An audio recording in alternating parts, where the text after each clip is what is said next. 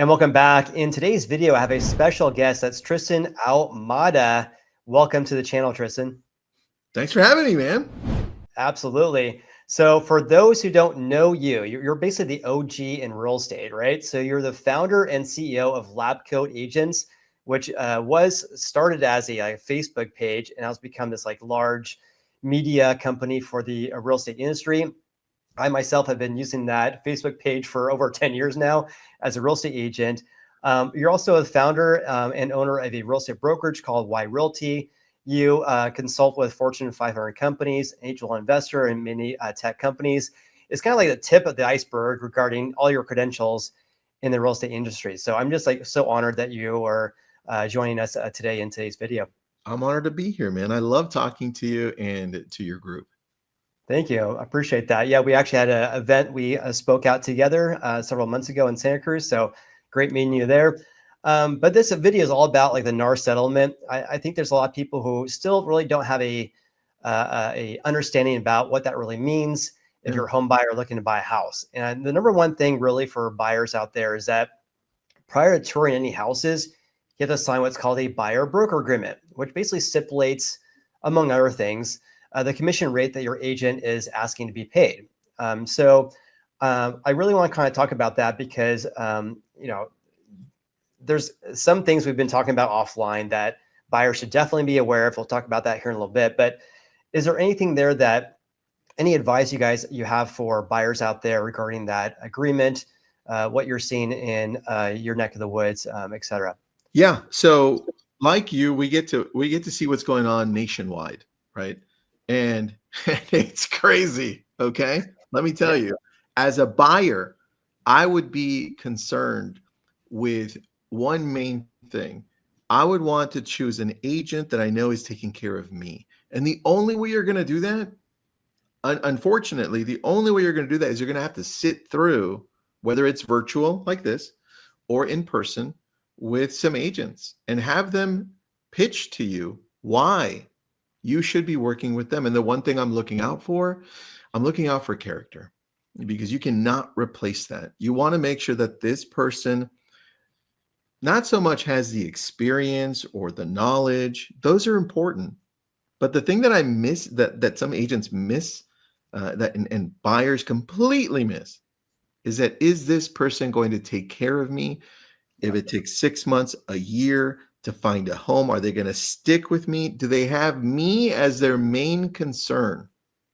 And I watch it happen, and you do too, Jason. I see a lot of agents just don't. And then you're stuck in this contract. And in California, it's like 3 months. In other states, it's longer, or you can always modify it. But I hate seeing the consumer tied to something where they have the agent saying, "Oh, you're locked in. Listen, you can continue to look for property with me, or you're just going to sit there and you can't work with anybody else for another few months." That's not what I want. Right. I mean, that's we're talking about offline. I mean, that's just like a really bad situation in which a buyer is locked in to use the agent. And if they change their mind, then you go to your agent and say, "Hey, I want to cancel this," but they don't have to cancel it. It's going to vary by the state, of course, and the term as well. Another thing we've been talking about as well is that I actually helped one of my YouTube subscribers buy a house in Las Vegas. I referred him to an agent there. I'm obviously not licensed over there. And he interviewed 2 different agents there. And he came across, based on interviewing these agents, talking about this buyer broker agreement, he came across an article that stated that you don't want to be on the hook to pay for 2 buyer commissions. So let's just kind of like break down an example. If you sign an exclusive agreement with one agent, tour this house on 123 Main Street, then decide you don't want to work with them, and then sign another exclusive agreement with another agent and tour that same house, end up buying that house, you could be on the hook to pay for the agent you didn't even hire, but that first agreement you signed. So read your agreements and be very, very mindful about what you're signing. Yeah. And as important as that is, make sure if you stop working with one agent that you have the cancellation in writing. Like if you worked with me and you're like, "Ah, Tristan, you just don't work in that area, or I just don't like I don't like your beard, Tristan. I'm out. We're done, right? And I'm like, okay, no problem. If you never signed a cancellation, then you could still technically be on the hook if I'm that type of agent who wants to go after you for that. Yeah. Now, the good thing is there aren't a lot of those agents that will go after, but you'll want to be careful, like Jason said. Let's make sure that don't do that, number one, and have everything in writing. So cancel that, have it signed so you can go and work with another agent. And Absolutely. don't work with two agents at once, please. Not in this world. Horrible, horrible, horrible. But Yeah. it's set up to protect buyers and have this transparency regarding how much the commission is going to be earned by the buyer's agent, Yeah. but also can create some problems, like we just mentioned right there. Yeah. So in terms of the agreements, there can be non-exclusive, exclusive, 6 months, 3 months. It's going to vary by the area, and also, of course, the percent rate. Do you have any insights regarding that? What you're seeing regarding the terms of those agreements? I think it's the Wild West. Yeah, It feels like it. We yeah, we do look. We do have paperwork, contracts, and they all state a certain thing.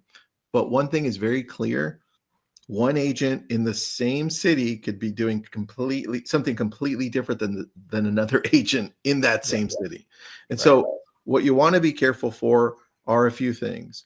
Number one, you want to make sure that the commission that is being charged, right, is something that you can handle as the buyer. Because if for any reason it's written out and saying, hey, Mr. and Mrs. Buyer, if the commission isn't paid for by the seller and I'm requesting it to be paid, if it's not, it's going to fall on you, buyer, and this is the amount. Or I'm requesting this amount and the seller's only paying a portion of that. The rest of it's going to fall on you, right? That's something to be careful for, because I know a lot of buyers are strapped for cash. And so what I would do, Jason, and this is me looking out for the consumer, I would say something along the lines of, and this is just for the consumer paying attention to this. I'd be like, you know what? If the seller isn't paying for it, then I'm not going to pay you, Mr. Agent or Mrs. Agent. I can't afford it. And if you're okay working with me like that, I would do it. Right. And there are some agents that are okay with that. Others are like, no, you know what? I'm worth this amount. And then the consumer, buyers, then it's up to you. Do you want to work with agents? And usually agents that demand that in a way that's how they run their business are really great agents, right? And that means they'll work their butts off for that.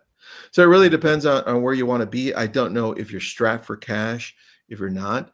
But the one thing that was made super clear was that this is all negotiable. And that's why it's the Wild West. Like, I could literally write anything I want in the contract and be like, hey, yeah, I'm only getting it from the seller. I'm not charging you, buyer, if it goes that way. The one thing we can't do, though, as an agent is modify how much we've decided to charge on the commission after we've written it down. I can't go to the seller and realize that they're paying now, let's just throw out a number, 4%. And what I requested was 2%. And now I'm like, oh, 4%. Oh, yeah. Let me cross that out. I am now getting 4%. I can't do that. Right. So know that up front. Now I can reduce the amount of commission I get at any point, right? If they're only paying 2% and I was asking for 3, then I could certainly go down to 2 and be like, okay, I'm okay with 2. Let's go. Let's move forward. But that would be where I would start, Jason. yeah, absolutely. And so I think the key word there is negotiate, and it's all flexible. And before this, it was negotiable before, but It was always before it was negotiable. just, yeah, Yeah. it was always listed on the MLS, and like that was the commission in general that the seller was willing to pay. But that field on the MLS is gone now. So as an agent, we Yeah. can't look at we can't look at houses for sale and see all the commissions being offered to the buyer's agent. And now it's like the agreement between the buyer and the buyer's agent. And then when you submit an offer, you include part of that document in your offer. So you're saying, hey, I already have an agreement with my agent to pay whatever it is, 2.5%. Yeah. And we're asking the seller, to help pay for that or pay for it in full. So interesting. Yeah, man. Yeah. Yeah. So I guess going forward too, regarding this NAR settlement, you post a lot of good videos onto Facebook and Instagram regarding that. What's next regarding that? Is there anything coming in this year that could impact home buyers or Yeah, agents really too? I think we need to take a look at where the Department of Justice is as far as what they want to do in our world. And they've Yeah. always wanted to decouple the commissions being paid out by the seller and the buyer. And so you're starting to see that happen. It's not fully there yet. I don't know if it'll ever get there, but you're starting to see now that negotiation is starting with the commission that's being paid to the buyer's agent from the buyer. It's starting at the table now at that point. Instead, from before, everything was paid from that seller, and there was no opportunity for the buyer to negotiate that. And that was the problem, right? Yeah. So if we're looking at that from the Department of Justice saying, hey, look, that's still kind of happening, right?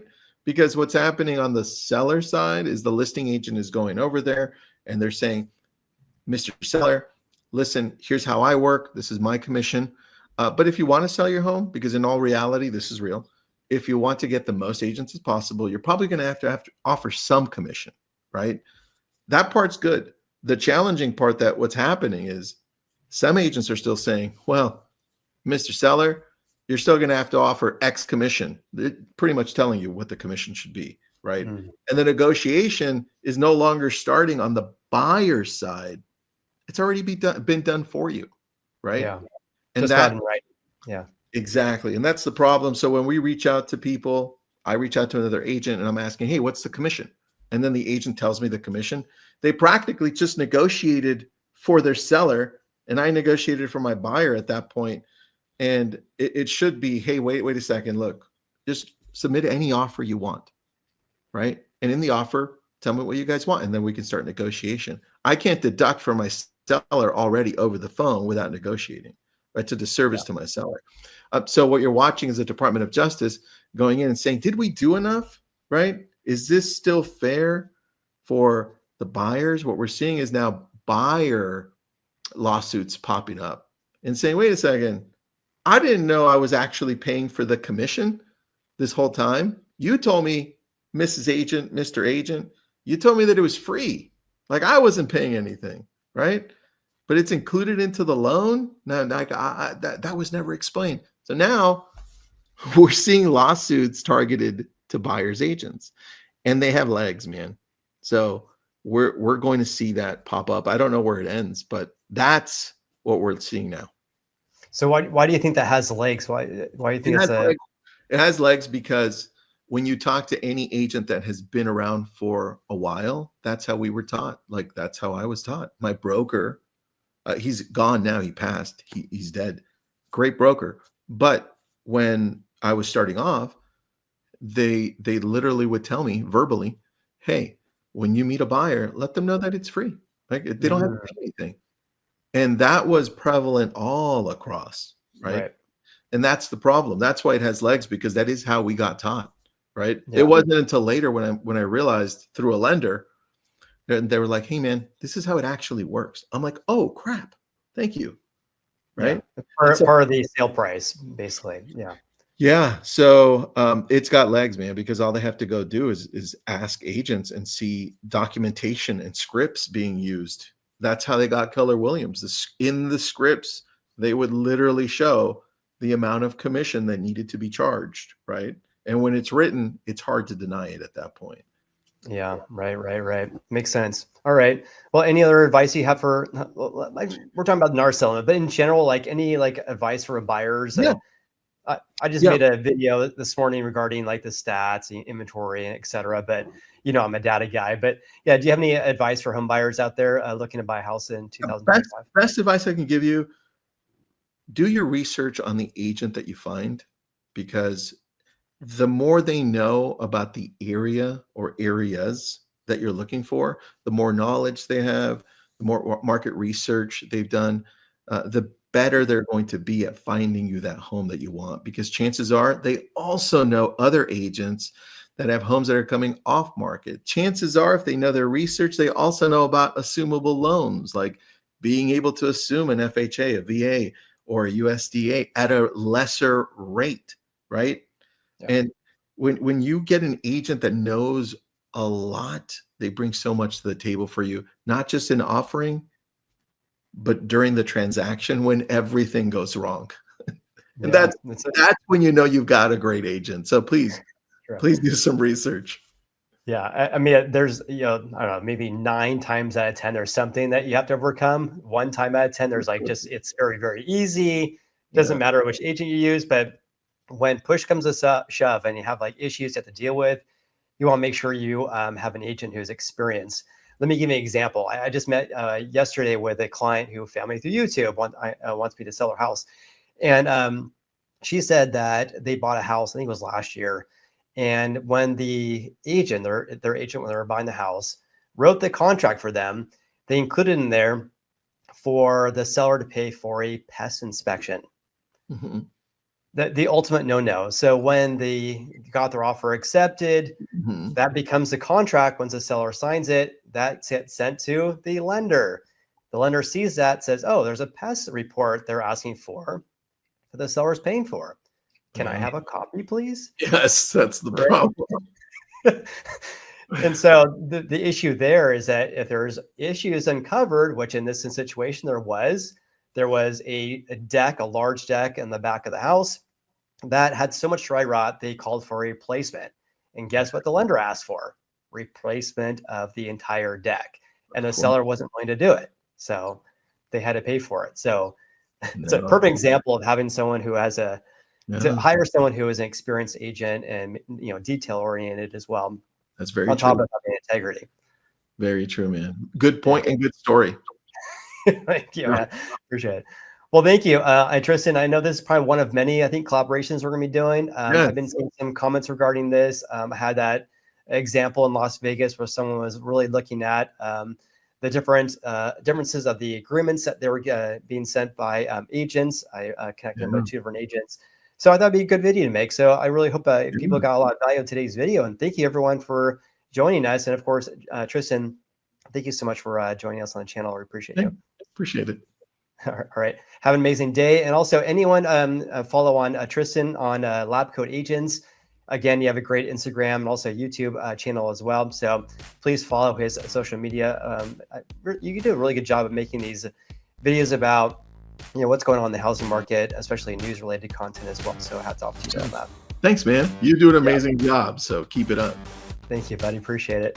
All right. Have an amazing day, everyone. Please like and subscribe, and we'll see you in the next video.